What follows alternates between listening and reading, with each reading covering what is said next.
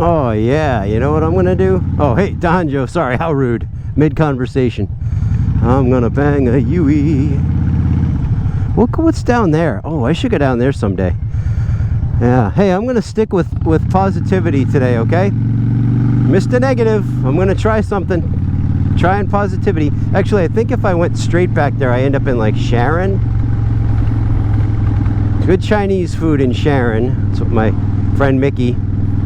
She was a devout Jew, and her husband Herb. Well, I've been listening to Snoop Dogg or something. Oh, Miki and Herb, two of my favorite people. They have since passed on, but yeah, they're about as Jewish as you can get. And Miki always said, oh, she used to invite me to her Seder and stuff. It was really cool. I was the token Christian or whatever, and you know, really moving evening of acknowledgments and of liturgy, of history. Very interesting. So I was very blessed to have been able to sit in on that. And but anyway, she was I think she was from Sharon, and she said, listen, Matt, you want good Chinese food around here, you got to get it from a Jewish Chinese restaurant. I was like, okay. And you know what, so far I think she was right on the money around here. I don't know if that has anything to do with anything. I'm just passing along what my friend Miki said. You know, so whatever. I don't know, do you even like Chinese food? So there's food from China, and then there's Chinese food. So when I'm saying Chinese food in this iteration, I'm suggesting Americanized Chinese food. You know, so we're talking about things that you would find in an American Chinese restaurant, not in a restaurant in China. Well, you probably figured that out. I got a lot of Koreans in the family, and I love Korean food. Now, Korean food tends to be a little different. So you go to a Korean restaurant and you get Korean food, and your Korean friends cook food from Korea and you get Korean food. It's pretty similar. But Chinese food, from what I understand, is very different here than it is food in China. Okay? I don't even know what I'm talking about, right? So it's like I'm in New England here, or as we like to say, New Florida, because lately it's been, you know, 95% humidity, really high heat for very long stretches, and so it doesn't feel like the New England that I grew up in or have grown. I live just outside of the Boston area. Not only that, but Cape Cod, which is just up the highway, Cape Cod has now become a favorite spot for great white sharks. So anyway, I can't tell. So oh yes, perfect. I'm so glad that guy was there. Wallamalapog Street. So that guy right there who turned in, I had yeah, anyway, so Cape Cod, Massachusetts, great white sharks everywhere. So what, like when I was a kid, yeah, you had sharks, and you know, if you're sand sharks or whatever, if you're at the beach, you might find a skate or two, you know, the shark egg sacs or whatever. And but great whites, no way, you know, it's crazy. Anyhow, where that guy was taking his right turn in front of me, an old woman was taking a right turn in front of me on a very sunny day a number of years ago, and she waved me on. So I leaned into my left-hand turn, and she didn't stop.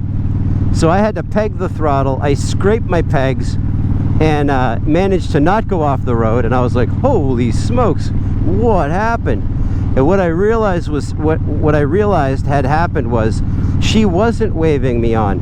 But in that spot, when the sun is at an angle, it's shining on the windshield, and you're seeing trees drift across the windshield, the reflections of trees. And it looked like she was waving me on. It was just perfect. So that's the kind of thing you gotta look out for, right? Or just, it might happen, you know what I mean? It might happen. It may not happen to you, but it's just a possibility. So if you're in a dangerous situation, car is moving and approaching you, and you're getting mixed signals, then maybe it's best to wait. Or likewise, if you're at a red light and you got some room in front of you or whatever, and of course you're checking your mirror as cars approach you at the red light, if you get the feeling the guy behind you is not going to stop, it's okay to take an evasive maneuver, even if you're embarrassed later, like, oh, he never actually came, because embarrassed is a lot different than whacked, right? So yeah, I got hit from behind by a nurse, and she was driving a big Honda Pilot. She stopped behind me at the red light and then proceeded through me at the red light and then tried to leave the scene. So yeah, that's anyhow. So you can't just whatever. I'm trying to be positive, right? Look at these. This is a big vista here for our area. That's where they make shredded wheat, I'm pretty sure. Is that what it is? Yeah, anyway. It reminds me of, so when I lived up near the Canada border many years ago, I had to drive someone to the airport in Montreal, Canada. And I was a passenger, actually. Yeah. The signs were different, so I was like, I'll ride along, but I don't know, kilometers per hour. I mean, I could figure it out, but those numbers are teeny tiny on our dashboards and all that stuff. But anyway, we're going out over farm fields, and there was like broccoli. It was a big field of broccoli as far as the eye could see. It was either broccoli or spinach. We passed both. And they're dust devils. There were dust devils going from the field to the sky as high as you could see, and they didn't look any wider in diameter than like a 55-gallon drum, but they went all the way, and there was pulling up dust from the field, pulling up dust from the field to the sky. These dust devils, there are probably about 7 of them, maybe more, maybe there was a dozen of them, I don't exactly remember. Beautiful bright sunny day, and wow, I couldn't believe it. That was before I knew how much of our produce, at least like when I was in the food industry, a lot of potatoes, carrots, a lot of that stuff that we were getting at our like local, I'll say, restaurant repo, so I don't have to use I just switched anyway. But a lot of supplies we would buy in bulk, they were from Canada. And I didn't realize how big a farm field could actually be until I lived up near Canada, and you would venture into Canada from time to time and see really how enormous a field could be. All right, here we go. Gotta be careful here because you can't see around the corner, and check out all of that gravel. That's a big pile, right?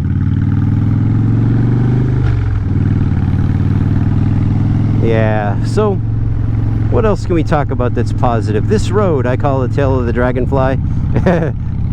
It's very short, but it's very curvy, curvier than it looks on the GoPro. You know. I love it. Soft sand everywhere, which I do not love. I was like Mater. I was the first one on the new road after they paved it a couple of years ago. And it was, I think, late October, maybe it was November. They paved it. What I didn't realize, see how nice the trees are? It's like 90 degrees and super humid right now, but it feels nice under the trees and in the breeze. But in November, I went out for a ride. It was probably 42 degrees. You know, it's nice for riding around here. You wear the leather and you know, wear my warm weather helmet. Actually, this helmet works. You see that butterfly? And I got on the road, but what I didn't realize was the sun hadn't hit it. And so the evening got down to the low 30s or upper 20s. And so all that new pavement, you know how it's like wet after they're done? And so that had all frozen. So I pulled onto a sheet of ice on the bike. And so the back tire's going everywhere. The front tire's trying to go places, and I'm trying not to use the front brake. It was very scary. And that was a long ride. I didn't feel comfortable trying to turn around. I just thought, I'll just keep the tires straight ahead and try to get home. I was afraid I'd dump it if I tried to turn around. And man, there's a couple places here where you're going downhill, and like I made it home fine, but I got to thinking like, I think I could ride 100 years and still learn things about riding. I mean, even if the world was to freeze and like there aren't any changes, I still feel like there's things that I could learn. This is beautiful up here, Moose Hill. It's an Audubon place. Moose Hill back in there. You can walk in there, you will see the largest maple tree you've ever seen in your entire life. I could almost guarantee it if you're watching this channel. Although, you know what, I can't almost guarantee, because some of you guys from Canada, you probably haven't just clear cut the entire planet like we have in Massachusetts. Sorry, I almost used the nickname there. Would not have been family friendly, so I do apologize. Unless you thought it was funny. Anyhow, yeah, this is another field. Again, massive for here, but this would have been somebody's yard up north. Yeah, here we go. We'll slow down. There's no one behind me. You can see my favorite sticker. I hope it's still there, or a little Sharpie art. Look out, dude. Never forget Uncle Dave. I don't know who Uncle Dave was, but I still haven't forgotten him. And check this out. Yeah, right on the sharpest corner. See all that stuff? Now in a car, this is a great road. If there's a car on the road, you can let them pass. You should try to let them pass. Because you can go a lot faster on this road in a car than you can on the bike, and it's because of all those road situations there. We got to be careful. We got 2 patches the size of credit cards that we're sailing on, and then you got a car that's on 4 tires. They go around, and 3 of their tires are on pavement at all times, you know, and they hit a little patch like that, they're fine. We hit a little patch like that, and we're, you know, so you're going to see cars on this road come up behind you, and if you can let them pass. They assume you want to go really fast because you're on a bike. I don't know, do you get that? People, like, you're out for like a cruise and you're just trying to like take it easy, and someone like, I mean, nobody waves you on here, but I've had it happen a couple of times in all my years of riding. They see that I'm on a motorcycle, or I'll pass someone and they glare at me because they assume I'm going 100 miles an hour and I'm going like 32 or whatever. What am I doing now? Yeah, 32. Oh, I thought that was a cop for a second. Yeah. It reminded me of the car commercial where the dog crashes into it was chasing a car. It slams into the back of it. The car's not even moving. It just looks fast. So the dog kind of shakes it off in embarrassment and walks away. It's kind of funny. Yeah, a cop goes up to it to give it a speeding ticket, realizes there's nobody in it and it's not moving. It's like, whoops. Just looks fast. That's us on the bikes, right? Ugh. Excuse me while I dump it. All right, I'm gonna wait because you just can't tell. I would have gone then, but I don't know, I guess I don't have to justify my moves or lack of moves, but I do get to see this bike anyhow. Guys should come down this road, you know. What's up, guys? Oh, a nice Harley, huh? All right, that's it out of me today. We'll cross over the train tracks. Oh, I'll show you where this leads up, lest you get lulled into thinking I live in paradise here. Yeah. Oh, that's the highway, never mind. It's Saturday. We still have full highways on Saturdays around here, just for the record. And Sundays. Even fuller on Sundays. This guy's gonna pull in front of me? Nope. But yeah, lest you think I'm in paradise, here we are.